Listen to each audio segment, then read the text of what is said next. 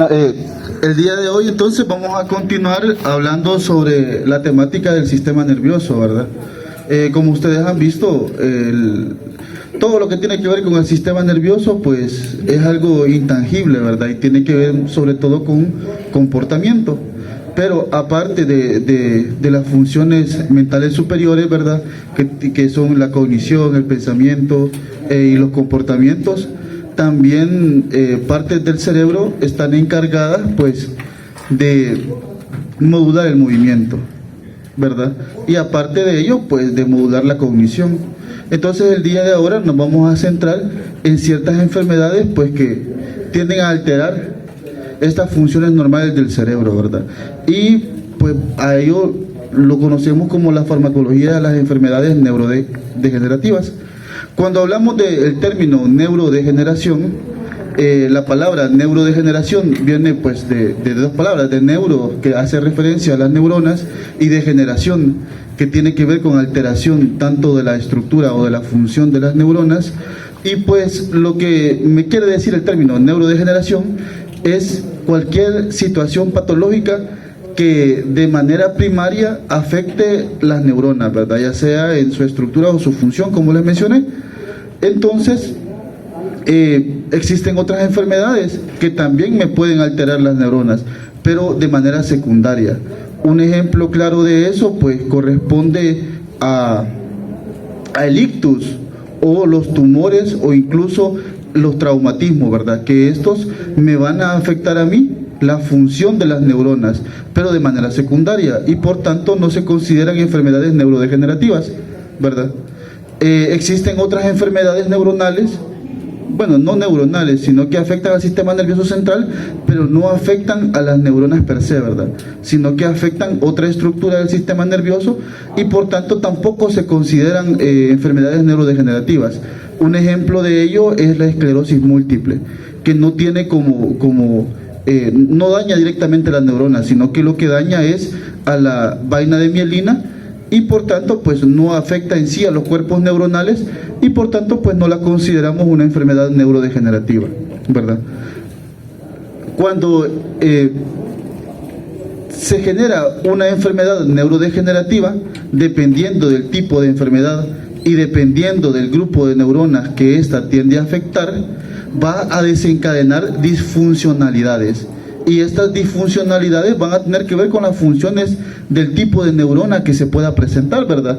Acá tengo algunos ejemplos, ¿verdad? Que las alteraciones que se pueden presentar pueden ser sobre las alteraciones de los procesos de la memoria o el lenguaje que podemos observar en enfermedades como el Alzheimer, alteraciones en el control y la coordinación del movimiento que se puede observar tanto en la enfermedad de Parkinson como en la enfermedad de Huntington, y también parálisis muscular progresiva, que la podemos observar en una enfermedad neurodegenerativa que se conoce como la esclerosis lateral amiotrófica, ¿verdad? Entonces, estas van a ser las 4 principales enfermedades que van a afectar al sistema nervioso, ¿verdad? Y en la clase del día de hoy nos vamos a centrar en las primeras 2, en el tratamiento farmacológico de la enfermedad de Parkinson y el tratamiento farmacológico de la enfermedad de Alzheimer, ¿verdad? Bueno, la farmacología como tal siempre busca principios activos que tengan a tratar, ¿verdad?, las alteraciones causadas por estas enfermedades.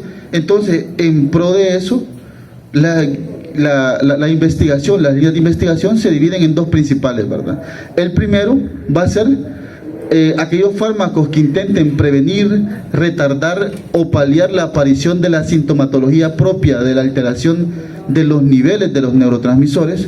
Entonces, básicamente, esta línea de investigación lo que hace es tratar nuevamente de restablecer los valores normales de los neurotransmisores, ¿verdad?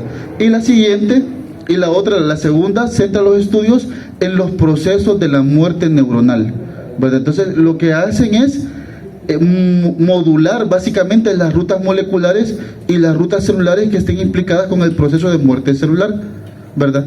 Nosotros actualmente pues nos encontramos en esta etapa, en la primera Y la segunda etapa, existen fármacos, pero actualmente no hay ningún fármaco que esté aprobado como su uso como tal, ¿verdad? Sino que todavía está en ensayos clínicos. Pero lo vamos a revisar al final, ¿verdad? Para poder investigar, poder observar a qué nos referimos con eso, ¿verdad? Entonces, en este esquema les represento básicamente, pues, en dónde estamos actualmente farmacológicamente, pues, tratando de restablecer nuevamente los niveles de neurotransmisores dependiendo de la alteración en la cual nosotros pues veamos afectados los niveles de transmisores. Entonces vamos a comenzar con la primera, que tiene que ver con los fármacos que se utilizan en el tratamiento de la enfermedad de Alzheimer. La enfermedad de Parkinson, perdón. La enfermedad de Parkinson es un trastorno cerebral crónico progresivo, ¿verdad? Y es el segundo trastorno neurodegenerativo más frecuente, ¿verdad? En primera instancia es la enfermedad de Parkinson.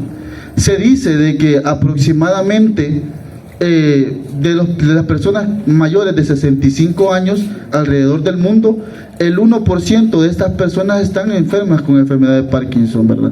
Entonces, la causa de la enfermedad como tal todavía no está clara, ¿verdad? Aunque se ha observado de que ciertos factores genéticos y ciertos factores ambientales pueden desencadenar el desarrollo de enfermedad de Parkinson, ¿verdad?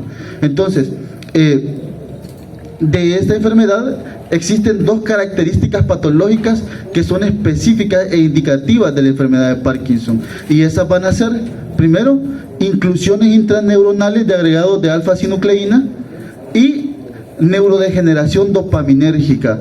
Pero la neurodegeneración dopaminérgica que vamos a observar va a ser en aquellas neuronas de la vía nigroestriatal, ¿verdad? Van a ser aquellas neuronas que van desde la sustancia negra hacia los ganglios basales, específicamente el estriado, ¿verdad? Entonces ahí nos vamos a enfocar el día en esta enfermedad, en la vía nigroestriatal, ¿verdad? Entonces básicamente la enfermedad de Parkinson se ha definido como un síndrome. ¿Qué es un síndrome? Un síndrome es un conjunto de síntomas característicos de una enfermedad, ¿verdad? Y para la enfermedad de Parkinson, el síndrome consiste en 4 síntomas específicos. En primera instancia, bradicinesia. ¿Qué es la bradicinesia? Es la dificultad para iniciar el movimiento, ¿verdad? Imagínense ustedes que quieren agarrar un vaso de café y no pueden hacerlo, ¿verdad? Porque los músculos no le permiten ejecutar el movimiento. Entonces a eso se le conoce como bradicinesia. El segundo es la rigidez, ¿verdad? Rigidez de todos los músculos del cuerpo, ¿verdad? Posteriormente, temblor en reposo e incluso con los movimientos que hacemos. Y por último, en instancias más crónicas, en pacientes que tienen la enfermedad por más tiempo, se puede observar la inestabilidad postural que me va a conducir a trastornos de la marcha, ¿verdad? Entonces, si observamos en este GIF, el paciente con enfermedad de Parkinson ya es un paciente que tiene pues un trastorno crónico, y es tan crónico e incapacitante que pues no puede ni caminar, ¿verdad? Entonces, los pacientes que desarrollan enfermedad de Parkinson aproximadamente no duran mucho tiempo ya con vida, ¿verdad? Desde que se diagnostica. Y pues lo que uno va a tratar de hacer es básicamente pues restaurar los niveles de neurotransmisores para aliviar la sintomatología, pues, y devolverle un poco de su independencia a las personas.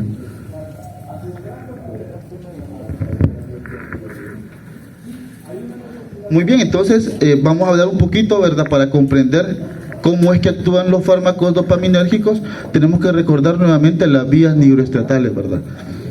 La vía dopaminérgica. De estas vías dopaminérgicas se conocen actualmente 8 vías, pero únicamente son 4 las vías dopaminérgicas que tienen relevancia pues por el desarrollo de ciertas enfermedades.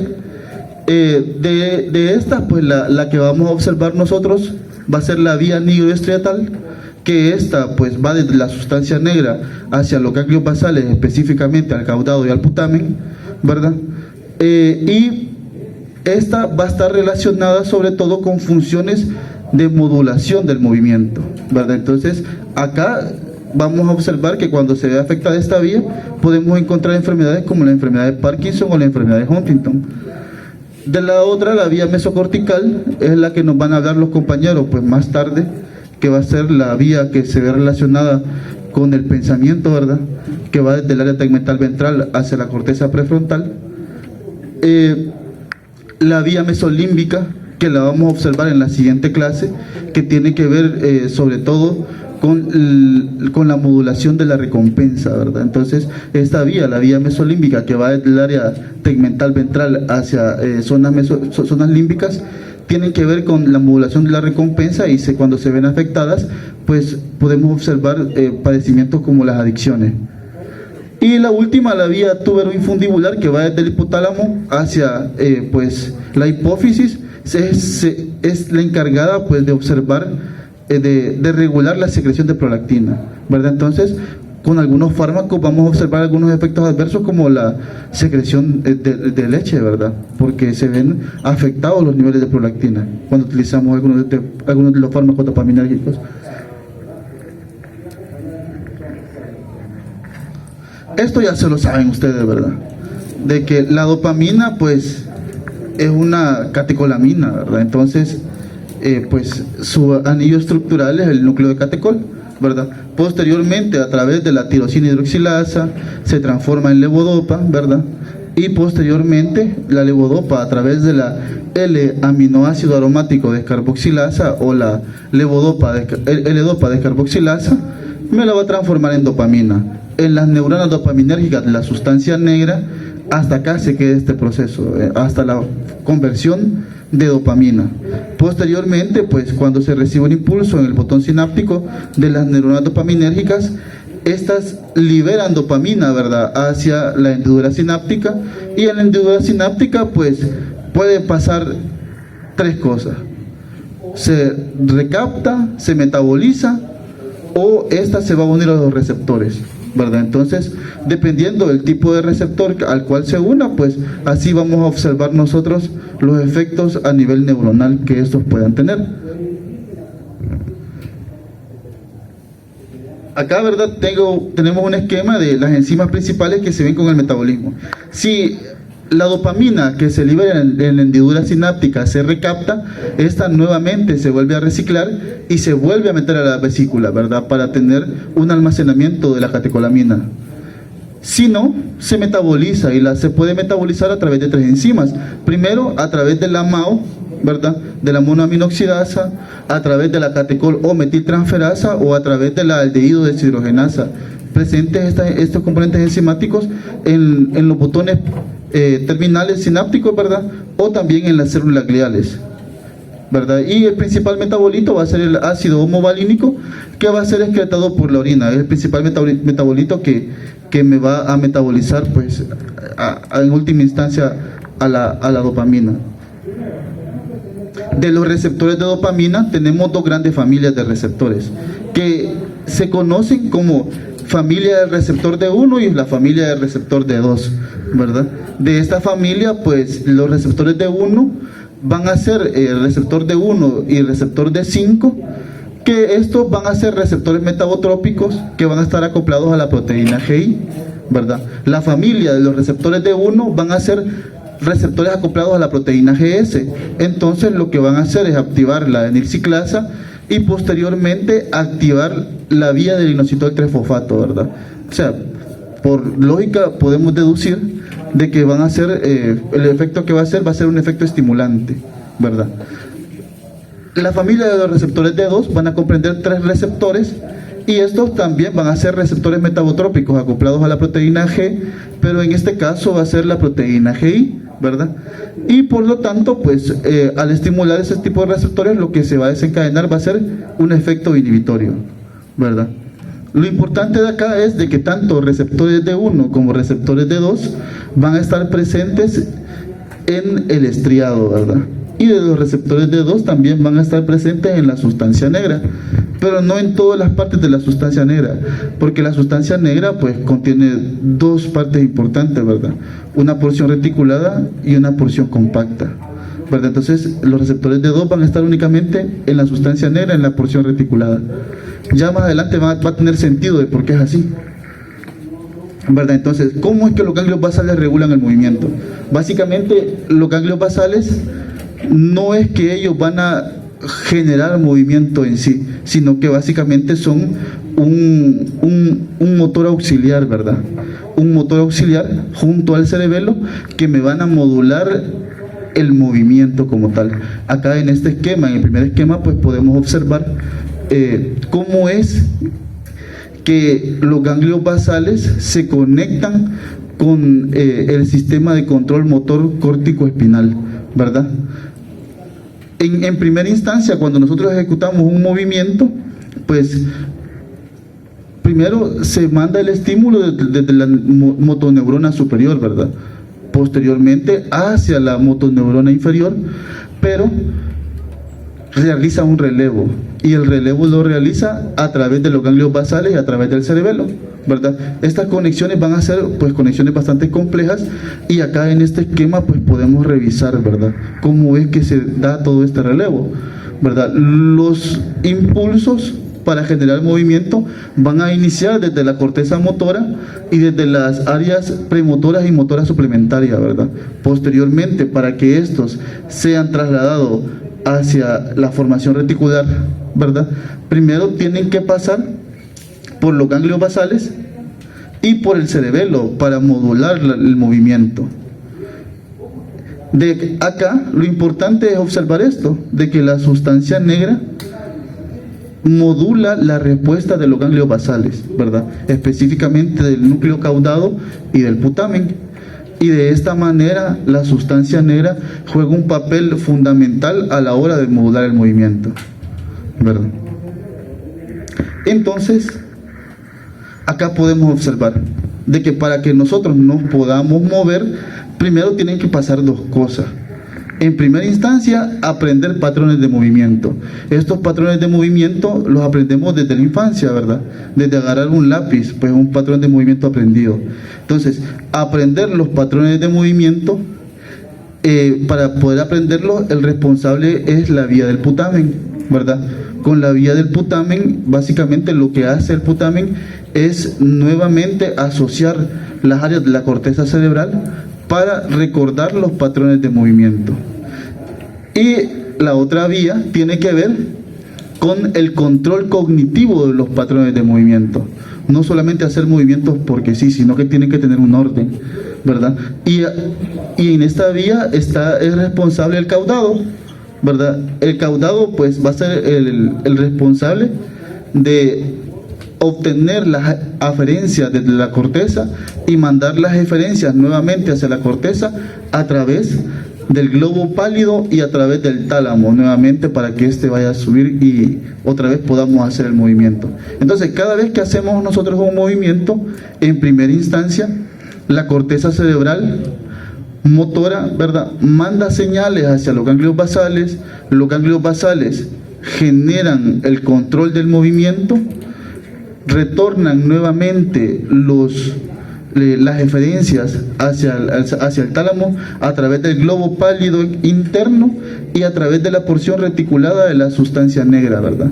A partir de ahí mandan otra vez las eferencias hacia el tálamo y luego de regreso nuevamente hacia la cabeza, ¿verdad? Entonces, de esta manera es como los ganglios basales contribuyen al control del movimiento. Hasta aquí todo claro, más o menos, ¿verdad? De aquí lo importante que tenemos que llevarnos es esto, de que los impulsos que salen de la corteza hacia los ganglios basales regresan otra vez a la corteza, ¿verdad? En primera instancia, cuando se mandan hacia la corteza, hacia los ganglios basales, los impulsos se mandan a través del putamen o al caudado. A cualquiera de las dos áreas se pueden mandar los impulsos.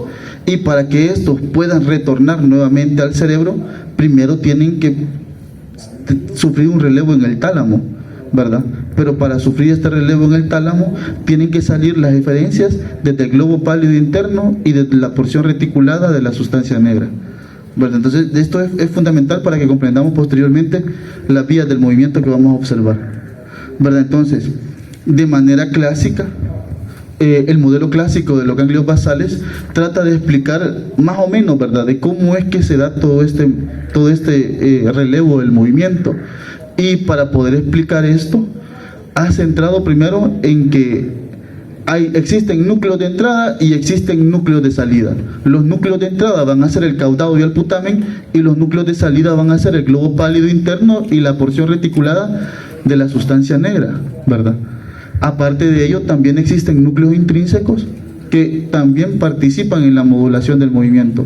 Y estos núcleos intrínsecos van a ser la pars compacta de la sustancia negra, el globo pálido externo y el subtálamo, ¿verdad?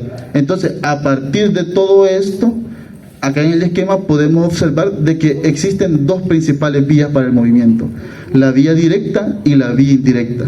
La vía directa facilita el movimiento y la vía indirecta inhibe el movimiento, ¿verdad? Entonces, acá en el esquema, esto es una simplificación exagerada, ¿verdad?, de cómo es que se da todo este proceso. Pero básicamente podemos dividir acá las principales vías. Cuando nosotros hablamos de la vía directa, estamos hablando de la vía que viene desde las aferencias que vienen de la corteza motora hacia el putamen o el caudado, ¿verdad? Ya dijimos que llegan a los núcleos de entrada. Entonces, cuando una eferencia llega desde la corteza hacia los núcleos de entrada y de los núcleos de entrada directamente se dirige el impulso hacia los núcleos de salida y luego hacia el tálamo y a la corteza, hablamos de la vía directa, ¿verdad? Y cuando hablamos nosotros de que las eferencias que vienen desde la corteza llegan a los núcleos de entrada, pero realizan un relevo en los núcleos intrínsecos, el globo pálido y externo y el núcleo subtalámico, y luego llegan nuevamente a los núcleos de salida y de ahí el tálamo a la corteza, hablamos de la vía indirecta. ¿Por qué vía directa y por qué vía indirecta? Pues porque en la primera directamente llega desde los núcleos de entrada hacia los núcleos de salida, y en la vía indirecta pues sufre otro relevo y no pasa de manera directa hacia los núcleos de salida, ¿verdad? Y acá tenemos que tener presente de que la función de los núcleos de salida, o sea, el globo pálido interno y la porción reticulada de la sustancia negra, naturalmente mantienen inhibido el movimiento. Esa es la función de ellas, inhibir el movimiento. Entonces acá pues vamos a comprender un poquito más o menos cómo es que se da todo ese relevo de neurotransmisores. El relevo de los neurotransmisores, pues dentro de estos núcleos no solamente existen un tipo de neurona en específico, sino que son grupos neuronales, ¿verdad? Y cómo es básicamente que se realiza este paso de permitir el movimiento. Acá pues en el esquema podemos observar de que existen diferentes neurotransmisores. De acá, tanto el GABA como la serotonina como la dopamina ejercen funciones inhibitorias, ¿verdad? La dopamina lo que va a hacer es facilitar la inhibición por el GABA, ¿verdad? Entonces los estímulos que nosotros generemos con dopamina van a ser para aumentar el tono GABAérgico, ¿verdad? Entonces acá podemos observar de que las vías de dopamina básicamente llegan a los núcleos de entrada, ¿verdad? Y en los núcleos de entrada tenemos dos tipos de neuronas, dos tipos de receptores, perdón. Y estos tipos de receptores van a ser los receptores T1 y los receptores T2.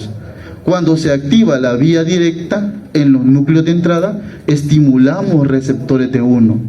Entonces, como les mencioné a ustedes, cuando estimulamos los receptores T1, desencadenamos un aumento de la adenilciclasa, ¿verdad? Entonces aumenta el AMP cíclico y aumenta la cascada de inositol 3-fosfato. Entonces, de esta manera, lo que se va a generar es despolarización de la membrana neuronal. Pero como las neuronas que se despolarizan van a ser neuronas GABA, lo que se va a traducir es en un aumento de la secreción de neurotransmisor GABA. Entonces, un aumento de la inhibición, y de esta manera se inhibe los núcleos de salida. Cuando nosotros estimulamos la vía directa, inhibimos los núcleos de salida y por tanto facilitamos el movimiento al inhibir el tono natural de los núcleos de salida que me bloquean el movimiento. Ahora bien, cuando la dopamina actúa sobre la vía indirecta, esta actúa receptores T2, y como son los receptores T2, les comenté que son receptores inhibidores, básicamente lo que hacen es hacen despolarización, ¿verdad? Hacen que el tono neuronal se disminuya. Y de esta manera, como se disminuye el tono neuronal, se disminuye la liberación del neurotransmisor. Entonces se disminuye la secreción de GABA. Al inhibir la secreción de GABA, tanto el globo pálido externo como el núcleo subtalámico aumentan la estimulación por glutamato, y por tanto el tono de los núcleos de salida se vuelve mayor, y por tanto, pues como tiene un mayor tono los núcleos de salida y estos naturalmente bloquean el movimiento, se inhibe el movimiento, ¿verdad? Entonces, para mantener regulado la ejecución del movimiento se requiere un equilibrio, y el equilibrio que se va a requerir va a ser básicamente sobre la vía directa y las dianas subtalámicas y los núcleos del tronco encefálico, que naturalmente están bloqueados. Entonces la vía directa tiene que competir contra ellos para permitir el movimiento, ¿verdad? Ahora bien, ¿qué pasa en la enfermedad de Parkinson? Entonces, el problema en la enfermedad de Parkinson es acá, miren, en la parte compacta de la sustancia negra.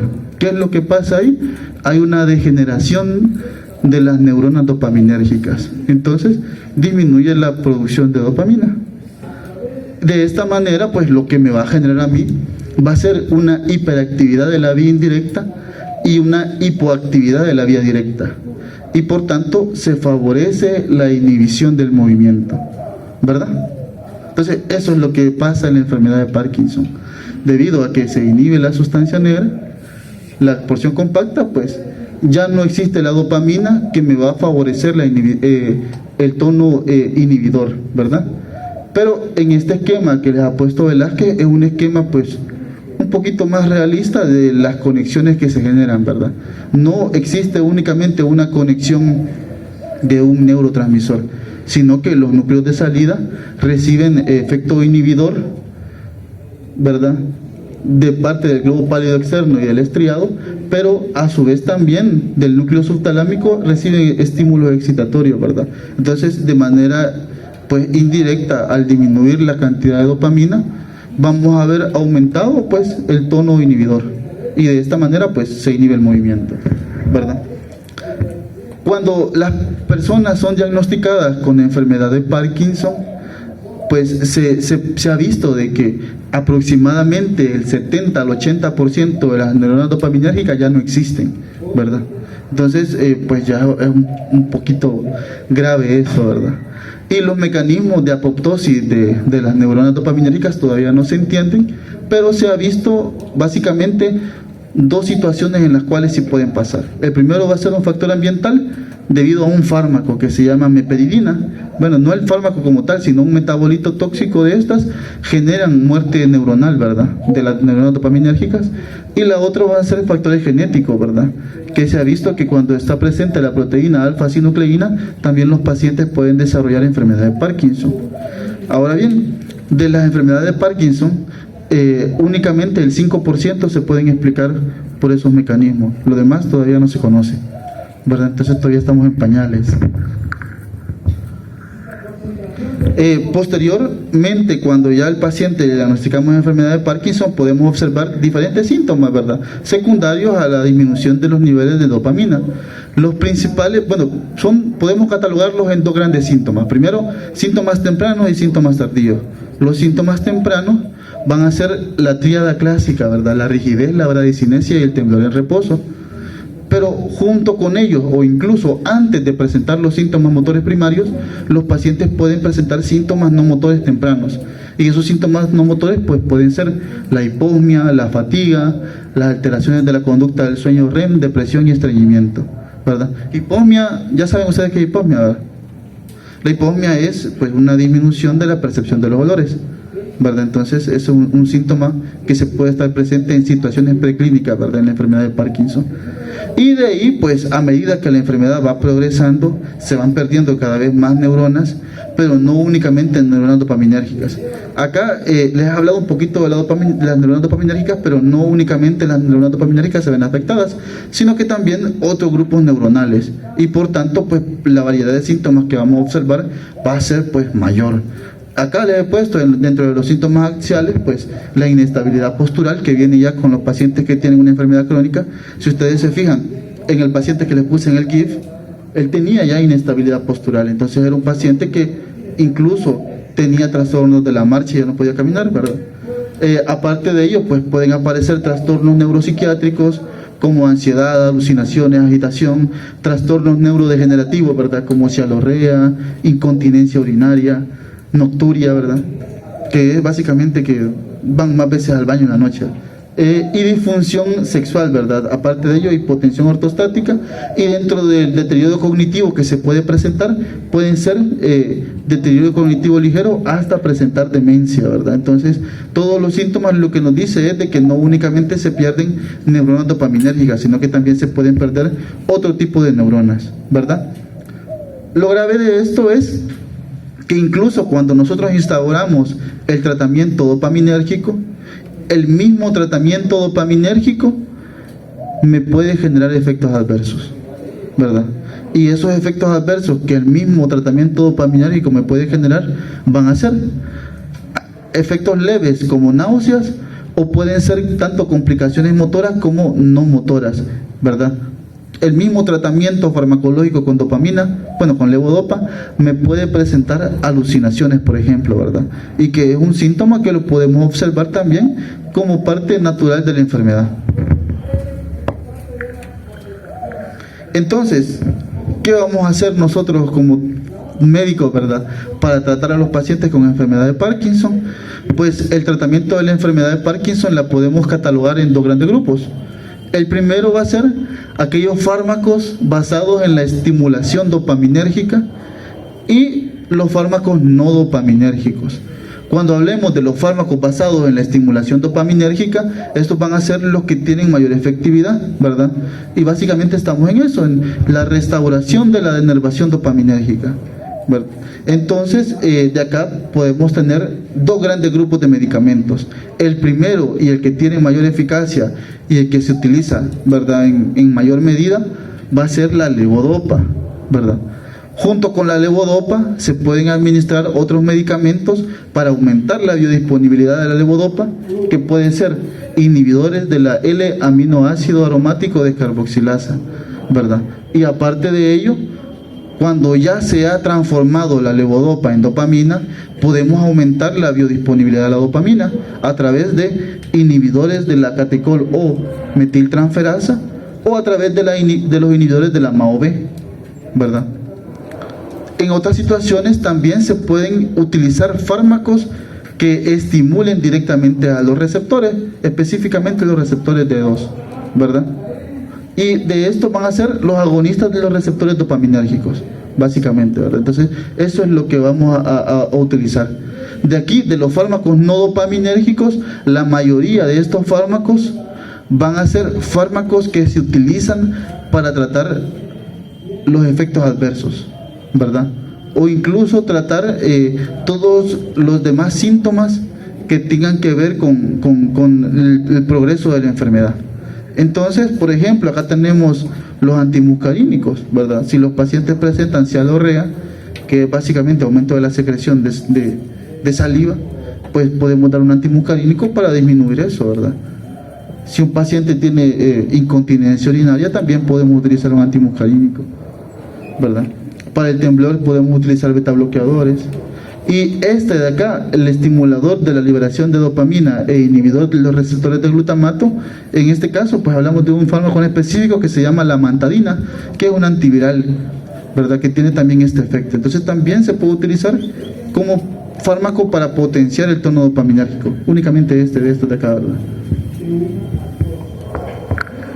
Bueno, las complicaciones del uso de la levodopa ha promovido, ¿verdad?, de que se comiencen a instaurar otras nuevas medidas a la hora de iniciar el tratamiento farmacológico con dopamina, con levodopa, perdón.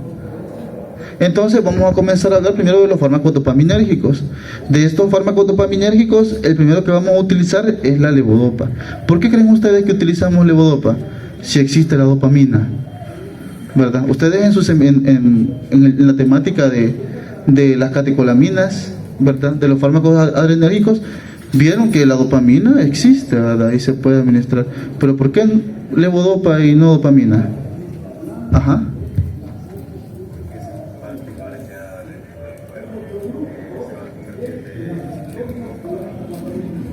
Ajá, pero ¿por qué? ¿Por qué no directamente dopamina? Ajá.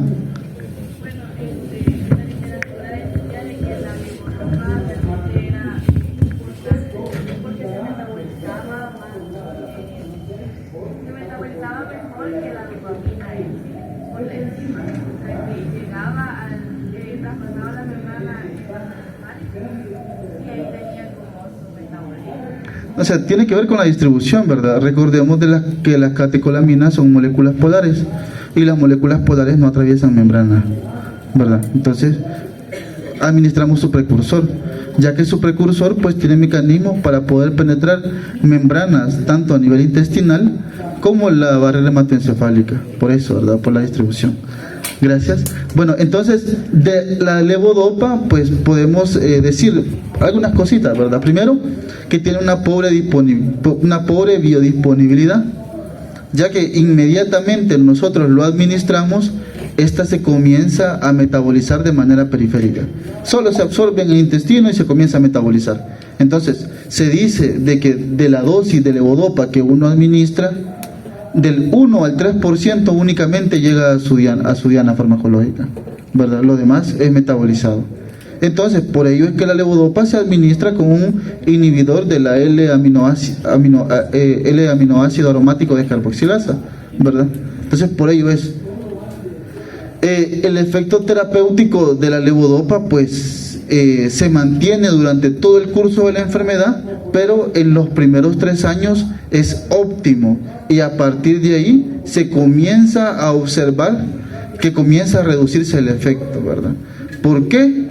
Pues se tienen varias teorías, ¿verdad? Una de ellas es de que como disminuyen las neuronas dopaminérgicas, se disminuye la cantidad, bueno, la maquinaria enzimática que es capaz de transformarla en dopamina, ¿verdad? Y por tanto, pues va perdiendo el efecto a medida que la enfermedad progresa y que las neuronas se van degradando todavía más. Cuando se administra por vía oral, esta pues se va a absorber en el yeyuno proximal por un mecanismo de transporte activo, ¿verdad?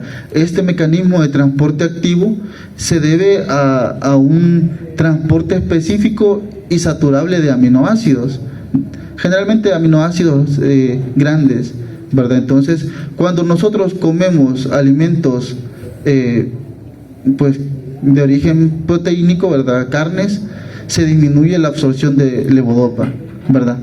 Al contrario, cuando comemos, tenemos una dieta rica en carbohidratos, entonces aumenta la absorción de la levodopa. ¿Por qué?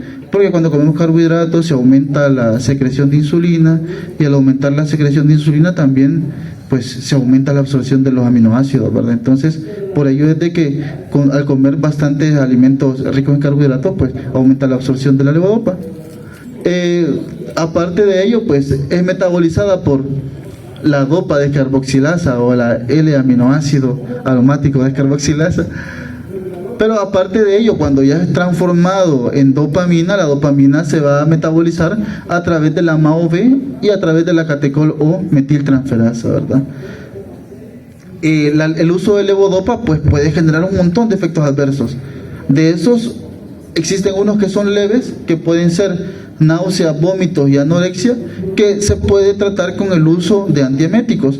¿Cuáles van a ser los antieméticos? La domperidona, ¿verdad? Que es un antagonista de los receptores de 2 en el área postrema, llega a actuar, ¿verdad? Entonces, de esta manera se alivia la náusea y los vómitos, pero aparte de ello también me pueden generar hipotensión ortostática, debido a que como se metaboliza de manera periférica, puede tener efectos sobre la vasculatura, ¿verdad?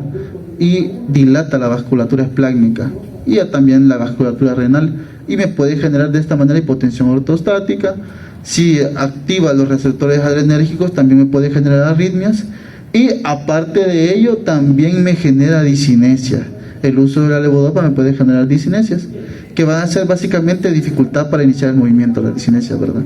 Y de estas pueden ser de 3 tipos.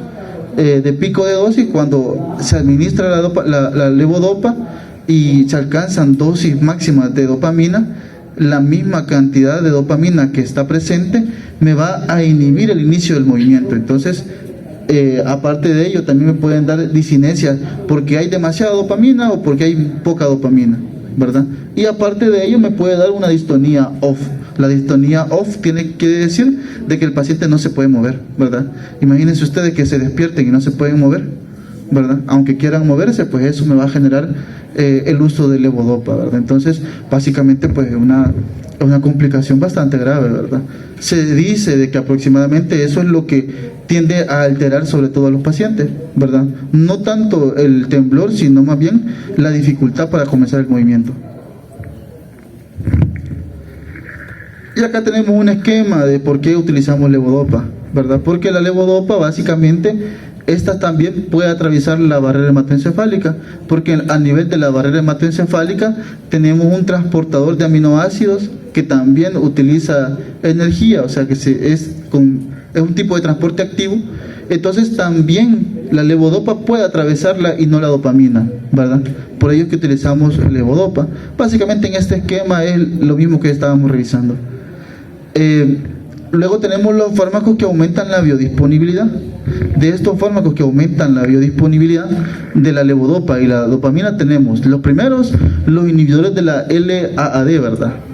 Que de estos tenemos a la benzedicida y la carbidopa. Acá tenemos el ejemplo, ¿verdad? Que a nivel periférico, la levodopa a través de esa enzima se transforma en dopamina y genera efectos adversos. Entonces podemos utilizar fármacos como la carbidopa para poder disminuir este metabolismo y de esta manera aumentar la biodisponibilidad de la levodopa, ¿verdad? Entonces, la ventaja de la carbidopa es que no atraviesa la barrera hematoencefálica y por tanto, como la carbidopa no atraviesa la barrera hematoencefálica, la enzima a nivel del cerebro pues no se ve afectada, únicamente la periférica, ¿verdad? Ya cuando se ha transformado básicamente en dopamina,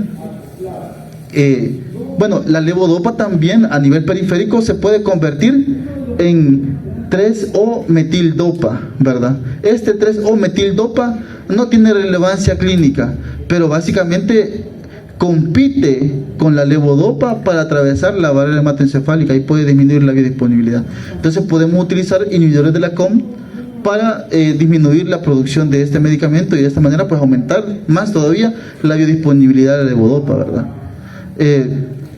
Ya cuando se ha transformado en dopamina, podemos utilizar otras estrategias, ¿verdad?, para aumentar la biodisponibilidad de la dopamina, que pueden ser los inhibidores de la MAO-B, como la selegilina y la rasagilina, o inhibidores de la COM, como la tolcapona, que la tolcapona, a diferencia de la entacapona, sí atraviesa la barrera hematoencefálica.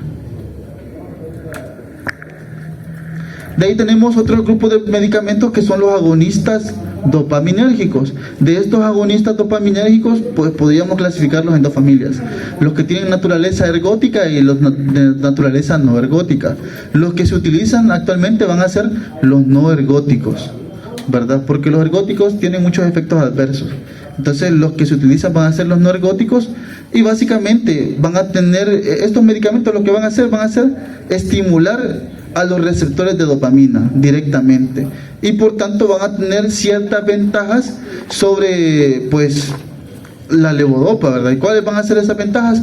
Uno, van a ser que no van a necesitar ser activados, ¿verdad? No necesitan la conversión metabólica, ¿verdad? Entonces no necesitan pues tener la maquinaria enzimática y por tanto el efecto va a ser siempre el mismo, ¿verdad? Aparte de ello, que no compiten por su absorción con otros aminoácidos a nivel intestinal y tienen una mayor semivida, ¿verdad?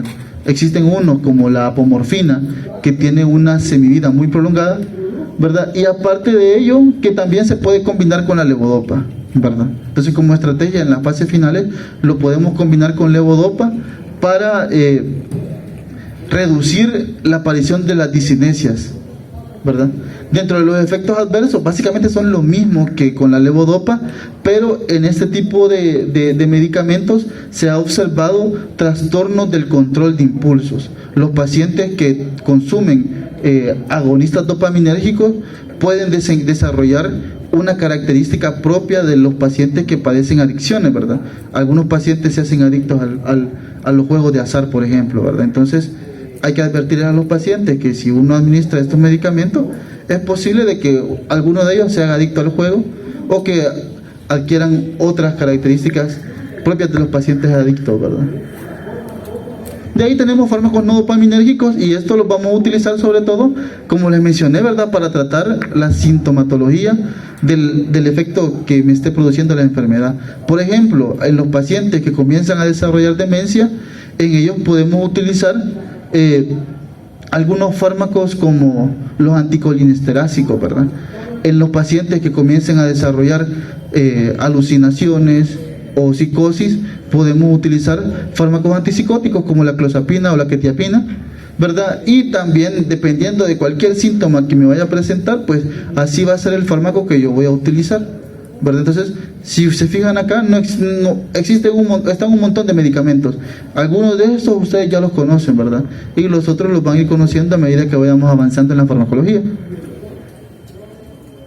¿verdad? Entonces, el tratamiento de la enfermedad de Parkinson la podemos dividir en 3 fases: la fase inicial, la fase intermedia y la fase avanzada. De la fase inicial, en esta fase inicial, lo que tenemos que determinar es qué fármaco voy a comenzar a usar con el paciente, ¿verdad? Entonces, tengo que tener en cuenta varias cosas.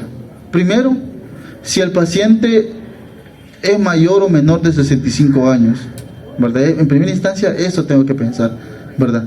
Posteriormente, pues, si los síntomas motores son leves y el paciente es menor de 65 años, pues puedo comenzar el tratamiento con un inhibidor de la MAO-B o con amantadina, ¿verdad? Ese va a ser básicamente lo que vamos a iniciar en ese tipo de paciente. Si el paciente es joven, ¿verdad?, y tiene temblor, pero el temblor es leve, podemos utilizar un antimuscarínico o un beta bloqueador, ¿verdad?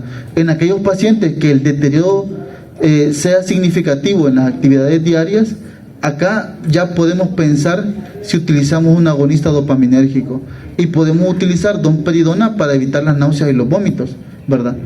Si el paciente pues tiene una complicación motora que ya es bastante severa y que pues afecta bastante la calidad de vida, en este caso, pues dependiendo si el paciente ya es mayor de 65 años, podemos utilizar levodopa, y si no es menor de 60 años, perdón, ahí sí vamos a preferir un agonista dopaminérgico, ¿verdad? Entonces, ¿por qué evitamos iniciar principalmente con el uso de la levodopa? Va a ser para prevenir las complicaciones debidas al tratamiento con ella, ¿verdad? Entonces, para ello es que primero vamos a utilizar todo lo demás y por último la levodopa. Ya en la fase intermedia, pues tenemos que tener presente de que con el paso de los años todos los pacientes van a requerir levodopa, ¿verdad? Entonces, cuando ya todos los pacientes les vamos a indicar la levodopa, vamos a tratar de retardar la aparición de los efectos adversos, ¿verdad? Entonces, ese va a ser nuestra prioridad cuando ya estemos dando medicamento con levodopa, ¿verdad? Entonces, ¿qué es lo que vamos a hacer?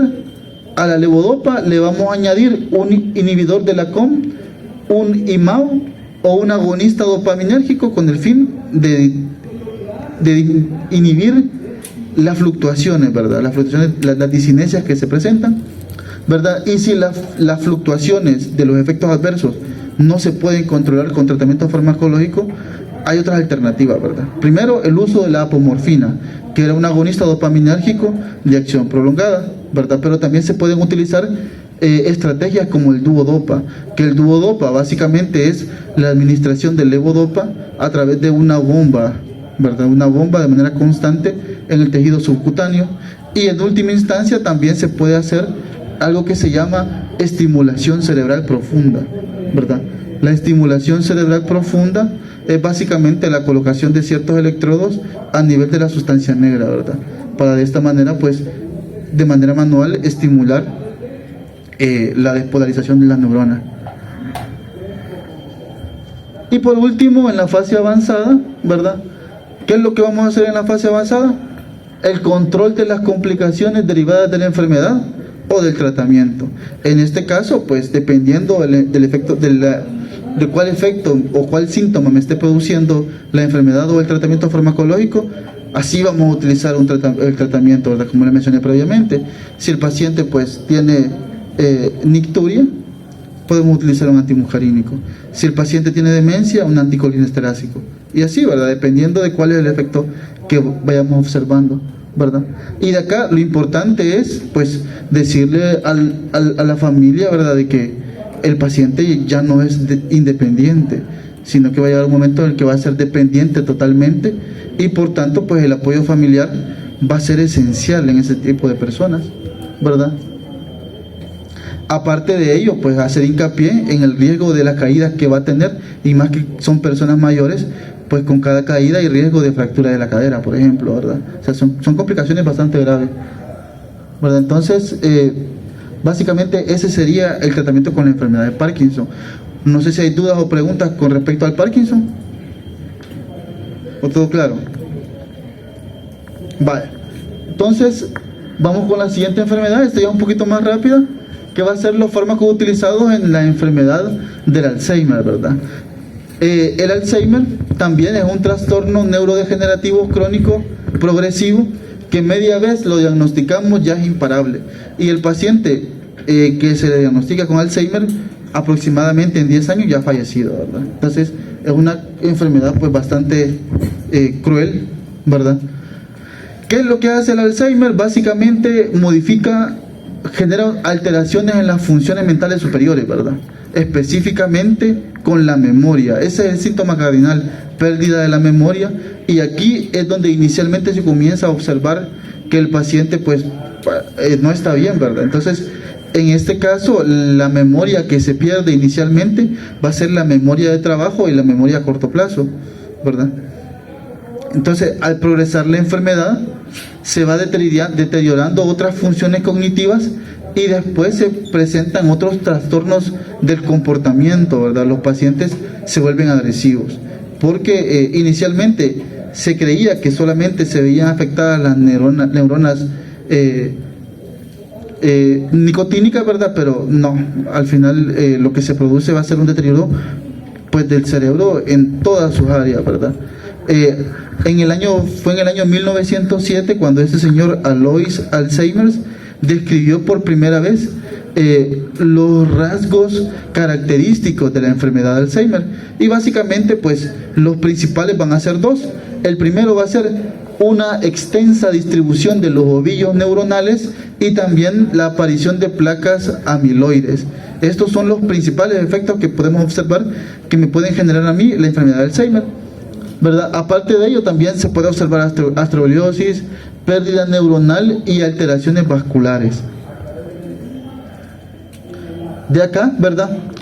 La enfermedad del Alzheimer se extiende casi que por todo el cerebro, ¿verdad? Acá les he puesto que va desde las regiones límbicas hacia las regiones del hipocampo, la neocorteza e incluso algunos núcleos subcorticales, y los núcleos que se ven afectados van a ser el núcleo basal de Meissner, el septo medial, el núcleo de Raffet y el locus ceruleus.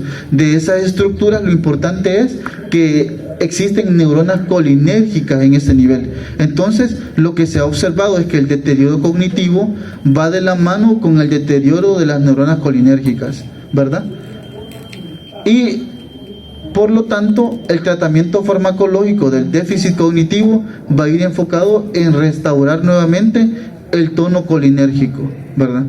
Entonces, las dos manifestaciones patológicas que van a ser características de la enfermedad de Alzheimer van a ser dos.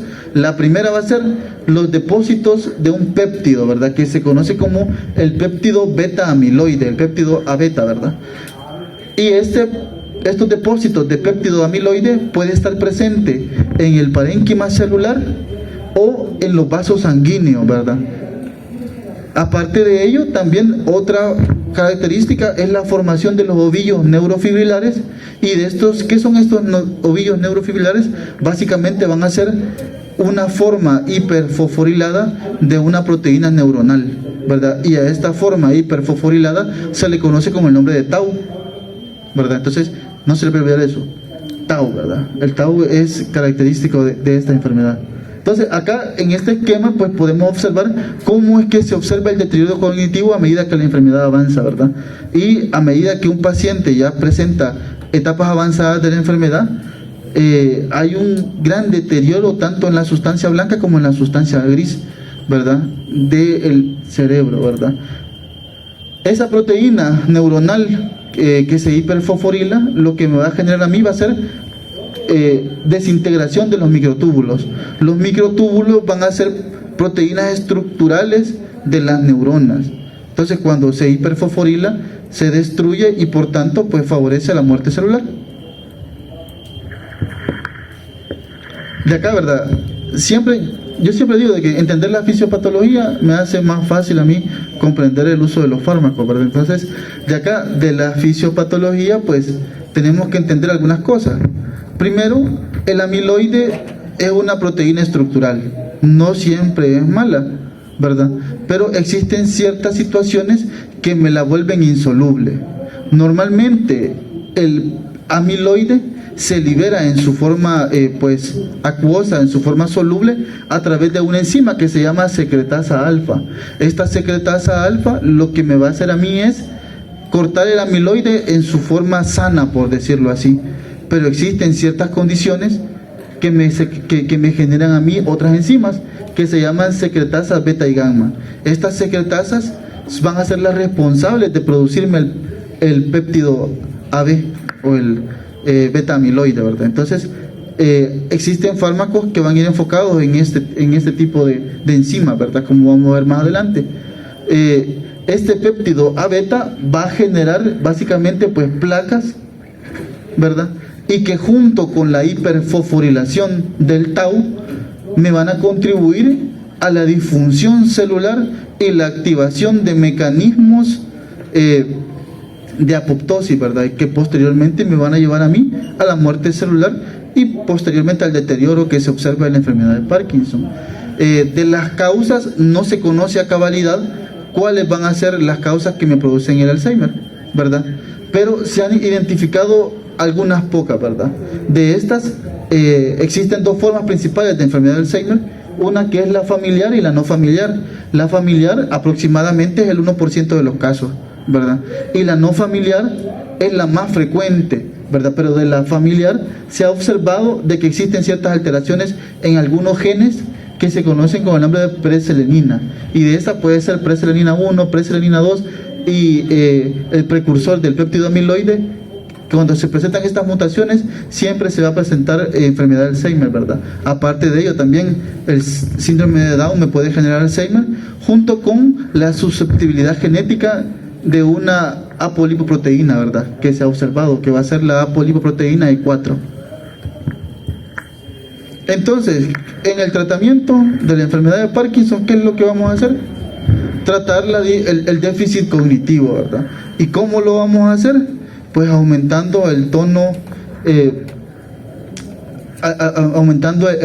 pues colinérgico, ¿verdad? Eso es lo que vamos a hacer.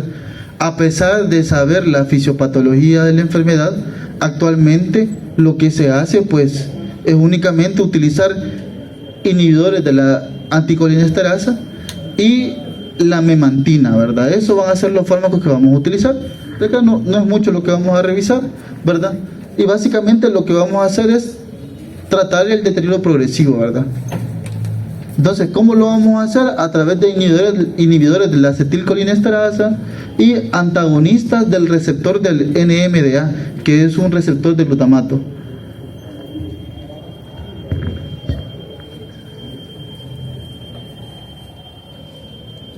Ok. Sí, ya vamos a terminar. Vale. Entonces, tanto la tacrina como los otros medicamentos van a ser anticolinesterásicos. Acá les he subrayado algunas cositas importantes, ¿verdad?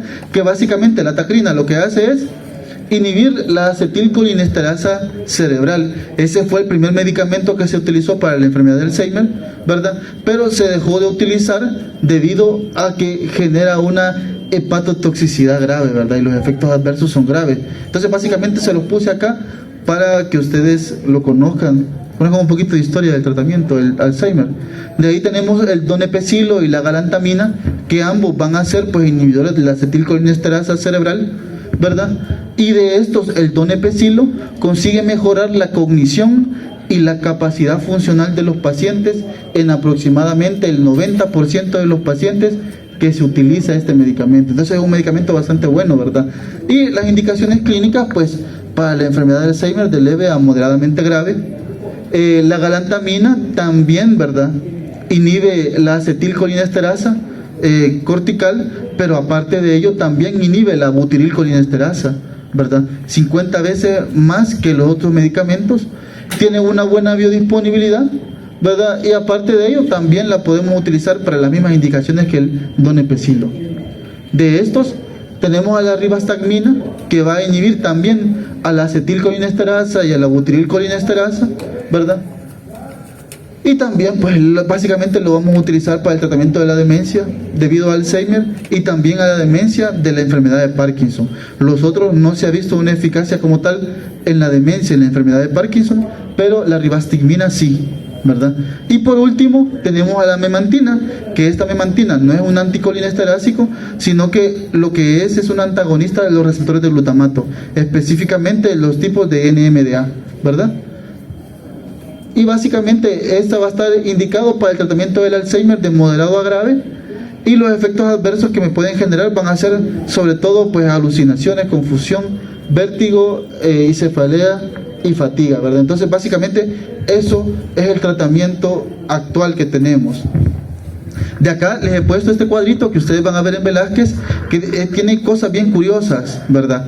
En primera instancia es lo que les comentaba de dónde van las guías de investigación, ¿verdad?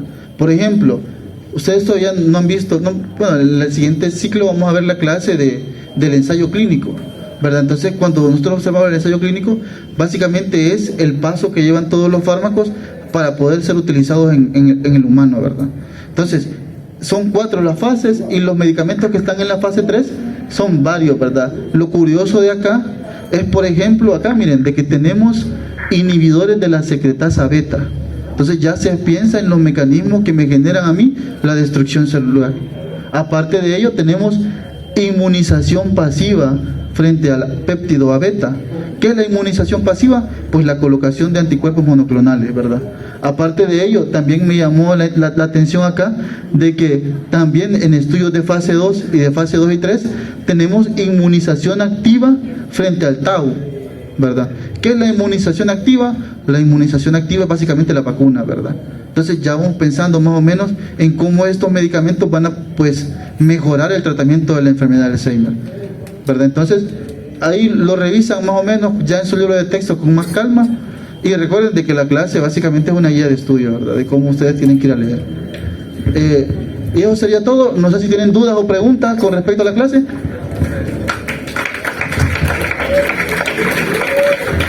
¿Dudas, preguntas, comentarios? ¿Sí?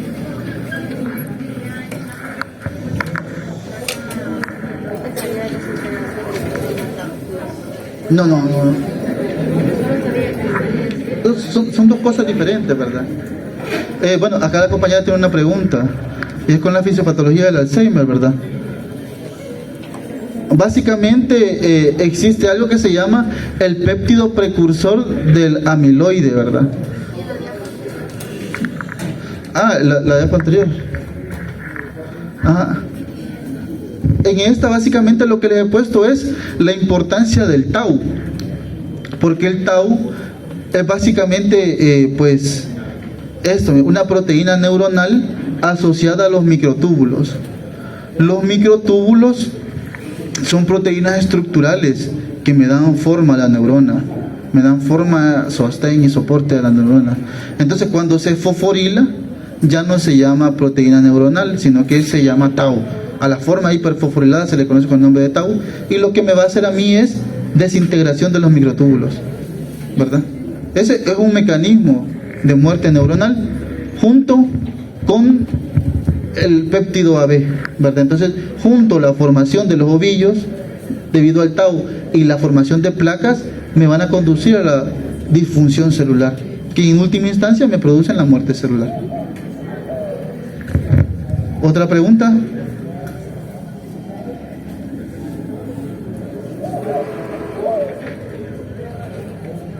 Bueno, si no hay preguntas, nos quedamos hasta acá.